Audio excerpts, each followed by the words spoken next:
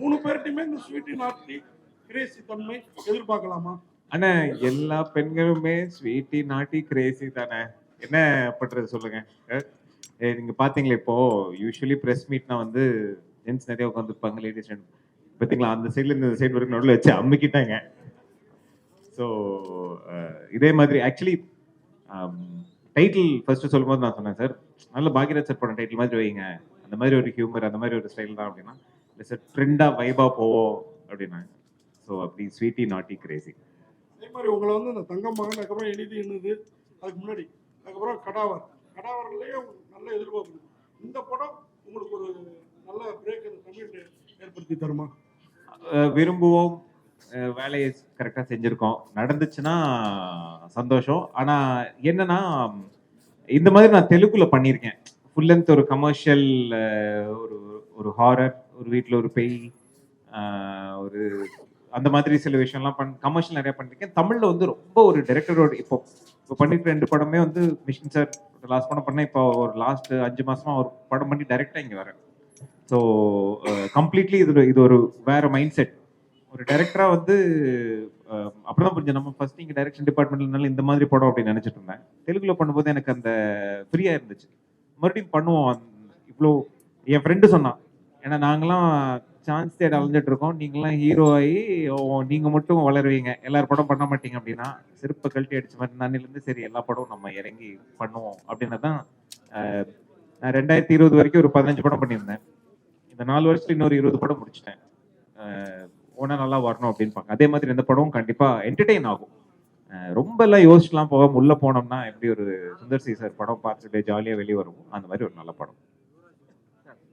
ஆக்சுவலா தமிழ்ல வந்து இப்போ முதல்வர் வந்து பேர் வைங்கன்னு சொல்லியிருக்காங்க கடைங்களுக்கு. அது இல்லாம சின்ன பட்ஜெட் படங்களுக்கு வந்து சரியான எங்களுக்கு வந்து உங்க சைடு கவர்மெண்ட் சைடு இருந்து இது கொடுங்க நிதி அப்படின்னு கேட்டிருக்கீங்க. பட் நீங்க தமிழ்ல இந்த பேரை வைச்சிருந்தா ஒருவேளை கவர்மெண்ட் உங்களுக்கு ஏதாவது சலுகைகள் கொடுத்திருப்பாங்களோ? பாத்தீங்களா, சட்ட சிக்கலான கேள்விக்கு மட்டும் மைக் வாங்கவே மாட்டேன்றாரு, மத்தபடி வந்து நின்று நான் கூறுவது என்னவென்றால் அப்படின்லாம் சூப்பரா பேசுவார் அருண் சார். ஆக்சுவலா 2 லாங்குவேஜ்ல எடுக்கணும் சார். ஓப்பனிங் வந்து அங்க பண்ணோம், இப்போ நம்ம க்ளோஸ் பண்ணும்போது இங்க பண்ணோம். ஸோ 2 லாங்குவேஜுக்கு கொஞ்சம் காமனா புரியுற மாதிரி 2 டைட்டில் வந்து ரீச் ஆகிறதும் கஷ்டமா இருக்கு. இப்போ தெலுங்குல நான் ரெகுலரா பண்ணிட்டு இருக்கேன், தமிழ்ல மறுபடியும் இப்போ அந்த டைட்டில் பிரச்சனைகள் இருக்கு. என் பேர்லயே வந்து நீங்க பேரை வச்சீங்க அது இதுன்னு ஒரு 1008 கொஸ்டின் கேட்கறாங்க. ஸோ டைட்டிலாவது 2க்கும் காமனா வச்சிருவோம் அப்படின்னு நாட் இங்கிலீஷ்ல பண்ணோம். அண்ட் இப்போ நம்ம ஒத்துக்கிட்டாலும் ஒத்துக்காட்டியும் ஒரு படம் வந்து அது என்ன சொல்றது, ஒரு இன்சூரன்ஸ் மாதிரி, ஒரு ரிலீஸ்னு ஒரு மரணம் தப்புனா கர்ணம் தப்புனா மரணம்ன்ற மாதிரி தாண்டி வரும்போது ஒரு ஓடிடி தான் காப்பாத்தி கூட்டு வருது. இன்னைக்கு ஓடிடி வந்து எல்லா மொழியிலையும் பாக்குறாங்க. நான் எஸ்பெஷலி நார்த் இந்தியெல்லாம் போகும்போது வந்து நிறைய படங்கள் பாக்குறாங்க. சரி உங்க அந்த படம் பார்த்தோம், இந்த படம் பார்த்தோம், இந்த சேனல்ல பார்த்தோம், இந்த ஓடிடியில பார்த்தோம் அப்படின்னு. ஸோ அதுக்கும் ஒரு ஒரு தகுந்த ஒரு டைட்டிலா இருக்குன்றதுக்காக தான் இங்கிலீஷ் டைட்டில். தமிழ் டைட்டில் மட்டும் வச்சாப்பட்டது இல்லை, தமிழ் பாரம்பரியத்தோடு இருக்கணும், யூ சர்டிஃபிகேட் இருக்கணும். இது நீங்க சொல்றது பார்த்தா அடல்ட் அது இதுன்னு பாக்குறப்ப வேற விதமான ஒரு ஹாட்டான மூவியா இருக்கும் போல தோணுது. ஆனா தமிழ் பாரம்பரியத்துல நம்ம ஹாட்டா இல்லைன்னா எத்தனை பேர் எப்படின்னா வந்திருப்போம். எல்லாமே தமிழுக்கு இருக்கிற ஒரு வீரியம் நம்ம ஆளுங்களுக்கு இல்லாததா நம்ம இத்தனை பாப்புலேஷன் போட்டு எத்தனை பேர் எதிர்த்தாலும் இத்தனை பேர் மறுபடியும் வந்து வரோம்னா தமிழ் வீரியம் ஸ்ட்ராங்கா தான் இருக்கும். சரிங்களா, அதுக்கும் இதுக்கும் இது இல்லை. நான் சொல்ல வரது புரிஞ்சிருக்கும்னு நினைக்கிறேன். ஹாட்டான விஷயம் அப்கோர்ஸ் இருக்கும். என்ன சொல்றேன்னா, இருக்கணும் இல்லைண்ணே, இல்லைன்னா இத்தனை வருஷம் இருக்க விடுவாங்களா சொல்லுங்க. நம்ம ஊர்ல வந்து காலை ஆட்டாம படுத்தாலே வந்து போனோம்னு சொல்லி தூக்கி புதைக்கிற ஊரு, அதுவும் இண்டஸ்ட்ரி உங்களுக்கு தெரிஞ்சதுதான். ஸோ கண்டிப்பா வந்து ஒரு அட்டென்ஷன் சீக்கிங்கான ஒரு ஒரு அட்டெம்ப்ட் அண்ட் அதுக்கு தான் போகிறது இல்லைங்களா. நான் ப்ரீவியஸா இன்ஃபேக்ட் இருட்டரியல் போட்டுக்கு தெலுங்குல நான் தான் நடிச்சேன், தமிழோட சூப்பரா ஓடிச்சு. அதுக்கப்புறம் நிறைய டிஃப்ரெண்டான படங்கள் பண்றதுக்கான வாய்ப்பு கிடையாது, ஒரு மார்க்கெட்டை கிரியேட் பண்ணுச்சு. ஸோ அந்த மாதிரி போறது அட்லீஸ்ட் திட்டிதாவது என் பேரை ஞாபகம் வச்சிருப்பீங்களா? ஹலோ, இப்போ நீங்க மேடையில் சொன்னீங்க கொஞ்சம் வருத்தப்பட்டீங்க, என் பேர் கூட சரியா தமிழ்ல தெரியலன்ட்டு. அதுக்கப்புறம் வந்து மென்ஷன் பண்ணும்போது தனுஷை மென்ஷன் பண்ணீங்க, சரிங்களா? ஆனால் தமிழ் இண்டஸ்ட்ரியிலே வந்து எம்மி ஜான்சனுக்கு ஹஸ்பண்டா நடிச்ச ஒரே ஆள் நீங்க தான், சரிங்களா? வேற யாரும் நடிக்கல. இதெல்லாம் வந்து யாருமே சொல்லவும் இல்லை. ஏன்னா நீங்க இது சரியா நீங்க மென்ஷன் பண்ணலாம், இதெல்லாம் யோசிக்க மாட்டீங்க. இல்ல நான் இப்ப என்ன சொல்றதுன்னா, ஒரு ஆர்டிஸ்ட்டை வச்சு இப்போ நீங்க சொல்ற மாதிரி வந்து பல பேர் இப்போ நான் கோயம்புத்தூர் தான் போனோம்னா வந்து இப்போ அடையாளமா சொல்லும்போது அது சொல்றாங்க இல்லைங்களா? நான் ஒரு அடையாளமா வந்து வேற ஒரு அடையாளம் நீண்டிப்போம். அதாவது எமி ஜாக்சன் புருஷன்ற அடையாளத்தை தாண்டி ஒரு அடையாளம் தேடுறதுனால சொல்றது இல்ல. இல்லைன்னா சொல்றதுக்கு என்ன இருக்குது? அவங்க இன்னைக்கு பெரிய ஸ்டாரா இருக்காங்க, கூட நடிச்சிருக்காங்க. அதுல ஒன்றும் தப்பு இல்லை. டேரக்டர் சொல்லும்போது சார் இங்க சொல்லும்போது 3 ஹீரோயினை லவ் பண்ணுன்னு சொன்னாங்க. ஒரு ஹீரோயின் லவ் பண்றது குதிரை கொம்பு, அதுக்குள்ள 2 லெஜெண்ட் உட்காந்து இருக்காங்க உங்க பின்னாடி சைடுல. எப்படி லவ் பண்ணீங்க சார்? அந்த கதையை தான் சார், கஷ்டத்தை தான் சார் படமா எடுத்திருக்கோம். ஒரு ஒரு பிரஸ் மீட்டுக்கே வந்து திரட்டி கூட்டிட்டு வர்றதுக்கு எவ்வளவு பெரிய ஒரு பஞ்சாயத்து என்னன்னு பாத்திருக்கீங்களா? நாங்க படத்தையே முடிச்சிருக்கோம், இப்பதான் இன்னைக்குதான் இஷ்டப்பா அப்படின்ற. ஆக்சுவலி என்னன்னா ஜென்ரலாவே வந்து நம்ம ஊர்ல வந்து ஒரு ஒரு ஜோக் ஜென்ரலா பத்திரிகையிலயும் பாத்தீங்கன்னா பிட் ஜோக் வந்திருக்கும். நிறைய கல்ச்சர்ல இல்லாதது நம்ம ஊர்ல இருக்கு. எல்லாம் இப்போ ரோட்ல ஜோக் போட்டிருக்கோம், பேசும்போது வந்து ஒரு ஒரு ஹியூமர் போயிட்டே இருக்கும். நம்ம பேச்சுவாக்கிலேயே வந்து வடிவேல் சாரும் கவுண்டமணி சாருனுடைய நிறைய வந்து வட்டார மொழிகள் யூஸ் பண்றதாகட்டும் இருக்கு இல்லைங்களா? ஸோ அது நம்ம கல்ச்சர்லயே இருக்கிற ஒரு விஷயம். அதே மாதிரி சில இப்போ நான் +1 +2 படிக்கும்போது வந்து எங்க டியூஷன் பிள்ளைங்களாம் அந்த பெரிய கிளாஸ் ஆனாங்க, ஏன்னா அவங்க தான் ஜோக் சொல்லுவாங்க.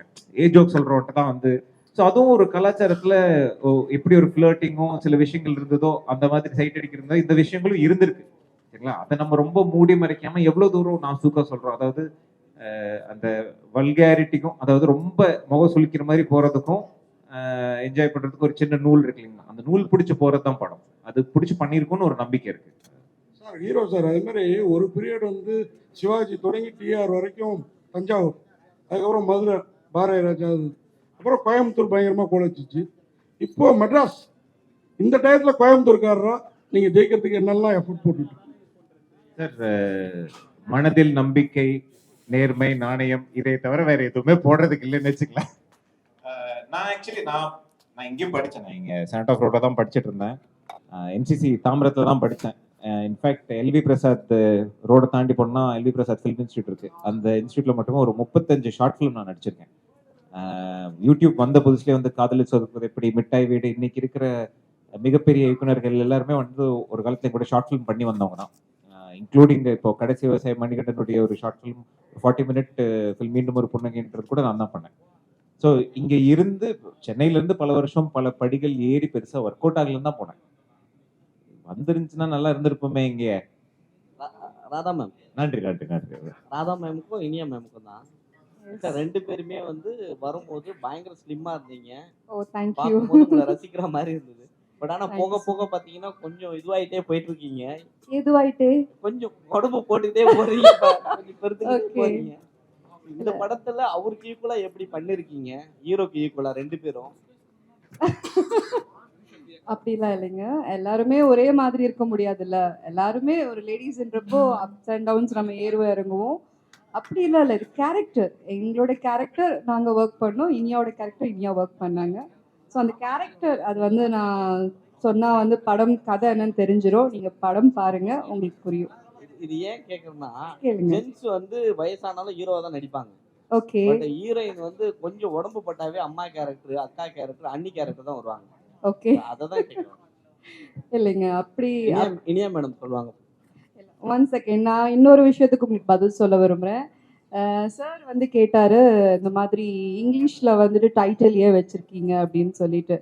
இது வந்துட்டு நீங்கள் மாஸ்டர் படத்தில் ஏன் கேட்கல, டிமாண்டி காலனியில் ஏன் கேட்கல? மாஸ்டர் படத்துல பிரஸ் மீட் வைக்கல மேடம். ஏன் நீங்க வேணா விஜய் சாரை கூட்டுவாங்க, இங்க இருக்கவங்க யாராவது ஒருத்தர் அங்க இந்த கேள்வி யாருமே எழுப்பலையே. மாஸ்டர் படத்துல இப்போ ஸ்வீட்டி நாட்டி கிரேசின்றது ஜஸ்ட் வந்து இது தமிழ்ல சொன்னா அந்த அந்த ரைமிங் வராது இல்லையா? அதனாலதான் அந்த ரைமிங்காக தான் இந்த பேர் வச்சிருக்காங்க. Okay, thank you so much. It's okay. கேளுங்க, வேற ஏதாவது கேள்வி இருக்கா? அவங்க சொல்றேன்னாங்களே, அவங்க பதில் இனியா மேடம் சொல்றேன்னாங்களே. யா ஒன் செகண்ட் சொல்லுங்க. என்ன அதுதான் உடம்பு போட்டாவே அக்கா அண்ணி அந்த மாதிரி கேரக்டர் ஆயிடும். நீங்க ஹீரோயினா டிராவல் பண்ண முடியாது. போன வாரம் தானே தான் ஹீரோயினா பண்ண படம் பார்த்தீங்க நீங்க. அப்ப ஹீரோயினா தானே இருக்கும் நம்ம, இல்லையா? போன வாரம் இல்லை, நேருக்கு தான் ரிலீஸ் ஆயிருக்கு தியேட்டர்ல. அந்த படத்துல நான் தானே ஹீரோயின். 3 கெட்டப் போறேன். எனக்கு டிரான்ஸ்ஃபர்மேஷன், ஃப்ளாஷ்பேக்கு, ப்ரெசண்ட் எல்லாம் கெட்டப் போறேன். அப்போ என்ன எந்த உலகத்துல இருக்கீங்க நீங்க? அப்புறம் இன்னொரு விஷயம் சொல்றேன். ஆக்சுவலி நம்ம வந்து கதாபாத்திரத்துக்காக நம்மள வந்து மாத்திக்கிறது நிறைய விஷயத்துல பண்ணோம். சீரன் படத்துல வந்து எனக்கு 3 கெட்டப் ஆக்சுவலி. ஸோ அதுல ரொம்ப பக்குவமான ஒரு மெச்சூரிட்டியான ஒரு கேரக்டரும் பண்ணணும். அந்த கெட்டப்லயும் வரணும். யங்கான கேர்ளாவும் வரணும். ஸோ அதே டைம்ல வந்து நான் ஒரே ஷெட்யூல்ல அந்த படம் பண்ணும்போது எனக்கு வந்து டிரான்ஸ்ஃபர்மேஷன் பண்றதுக்கு டைமும் இருக்காது. ஸோ என்னை வந்து யங்கான கேர்ளா வந்து நான் வாகை சுடவுல இருந்து நீங்க என்ன பார்த்துட்டு இருக்கீங்க. ஸோ நானே என்னை பக்குவப்படுத்துறதுக்காக தான் நான் இந்த மெச்சூரிட்டி லுக்ல வரணுன்றதுக்காக வெயிட் போட்டது ஒண்ணு. ரெண்டாவது விஷயம் என்னன்னா, சமீபத்துல எனக்கு வந்து ஒரு நீ இன்ஜுரி அண்ட் ஷோல்டர் இன்ஜுரி வந்துருச்சு. அதனால வந்து ஒரு லேசர் சர்ஜரி தேவைப்பட்டுச்சுது. அதுக்கப்புறம் நான் என்னோட டான்ஸ் ப்ராக்டிஸோ இல்லை எக்ஸசைஸோ எதுவுமே பண்ண முடியாம ஒரு சூழ்நிலை. இப்போவும் நான் ரீஹேப் பண்ணிட்டு இருக்கேன். இந்த சாங் ஷூட்டிங்ல கூட நான் மாஸ்டர் கிட்ட சொன்னேன், மாஸ்டர் நான் ரீஹேப் போயிட்டு இருக்கேன், அதனால கொஞ்சம் ரிஸ்க் இல்லாத சீக்வன்ஸ் எல்லாமே வந்து கொடுங்க அப்படின்னு சொல்லிட்டு. ஸோ இப்போ இன்னொரு படத்துக்காக நான் வந்து கெட்டப் மாத்திட்டு அடுத்த லுக்ல வரப்போறோம். ஸோ அப்போ உங்களோட சங்கடத்தை எல்லாம் நான் தீர்த்துக்கிறேன். ஓகே. அண்ட் ஹீரோயினா வந்து ஒரு ஆர்டிஸ்ட் வந்து ஒரு என்னோட அப்பா சொன்ன மாதிரி ஒரு வெர்சடைல் ஆக்டர்னா நம்ம வந்து ஹீரோயினா மட்டும்தான் பண்ணணும் அப்படின்னு இல்லை. இப்போ ஹீரோயினா மட்டும் பண்ணிட்டு பெரிய பெரிய ஹீரோஸ் கூட பண்ண ஹீரோயின்ஸ் எல்லாம் இப்போ காணாம போயிருக்காங்க. ஆனா எங்களை மாதிரி ஆர்டிஸ்ட் எல்லாம் வந்து இன்னும் நாங்க சஸ்டெயின் பண்ணிட்டு இருக்கோம் சினிமால. உங்களை வந்து நீங்க எங்களை விரைவில் பார்த்துட்டு இருக்கீங்க, சினிமால பார்த்துட்டு இருக்கீங்க. ஸோ அந்த சஸ்டைனபிலிட்டியா இருக்கிறதுக்கு நம்ம எல்லா கேரக்டரும் எடுத்து பண்ணணும். அப்பதான் ஒரு நல்ல நடிகையா இருக்க முடியும். ஹீரோயினை விட ஒரு நல்ல நடிகையா இருக்கணும் அப்படின்றது நான் ஃபீல் பண்றேன். நான் அந்த மாதிரி தான் நல்ல கதைகள் தேர்ந்தெடுத்து பண்ணிட்டு இருக்கோம். அண்ட் எந்த டைரக்டர் எந்த கதாபாத்திரம் கொடுத்தாலும் அந்த கேரக்டருக்கு மோல்டு பண்ணி டிஃப்ரெண்ட் லுக்ல பாடி லாங்குவேஜ்ல கெட்டப்ல வர்றதுக்கு நான் கண்டிப்பா என்னோட ஹோம்ஒர்க் பண்ணிடுவேன். ஸோ அடுத்த படத்துல நீங்க என்ன வேற லெவல்ல பாப்பீங்க பாருங்க. ஹீரோ ப்ரோ சார் சார் இங்க சார் இன்னொன்னு, பெண்கள்னாலே அழகு தான் சார். என்ன கலரு ஹைட் எதுவாக இருந்தாலும் அப்படின்னு ரொம்ப முற்போக்கா யோசிக்கும் ஒரு டீம்ன்றனால நாங்கள் ஒரு 3 heroine 3 getup and range and age குரூப்ல வந்து பிடிச்சிட்டு வந்திருக்கோம்னு சொல்ல வந்து அவ்வளோதான். நீங்க தப்பா பாக்குறீங்களே நண்பா. Hero bro thank you so much. கடை மூடிடுவான் லாஸ்ட் ப்ரோ ஒன்றும் இல்லை, நீங்க பாக்கியராஜ் டைட்டில் மாதிரி தான் வேணும்னு கேட்டிருந்தீங்க. கேட்கல பாக்கியராஜ் டைட்டில் மாதிரி தான் வேணும்னு கேட்டிருந்தீங்க இல்லையா? ஆமா ஸோ பாக்கியராஜ்ல எவ்வளவு படம் நடிச்சிருந்தாலும் முருங்கக்கா சமாச்சாரம் இன்னைக்கு வரைக்கும் பேசப்பட்டிருக்கு. கரெக்ட். அந்த மாதிரி சமாச்சாரம் இந்த படத்துல ஏதாச்சும் இருக்கா? இல்லக்கா அஃப்கோர்ஸ் கண்டிப்பா. முருங்கக்கா இப்போ ஆலி சார் நடிச்சிருக்காரு சரிங்களா. ஆலி வந்து ஒரு ரொம்ப பிரபல தெலுங்கு காமெடி, நிறைய தமிழ் தெலுங்கு படங்கள் எல்லாத்துலயுமே நடிச்சிருக்கு. தெலுங்குல பயங்கர பாப்புலர். அவர் வந்து முருங்கக்கா மாதிரி ஒரு மேட்டர் விட்டுருக்காரு. எனக்கு தெரிஞ்ச டீசர் அந்த மாதிரி எதுலையாவது அதை ரிவீல் பண்றது பெட்டர்னு நினைக்கிறேன். கண்டிப்பா முருங்கக்காவின் 2024வது வருஷம் தான் இருக்கும்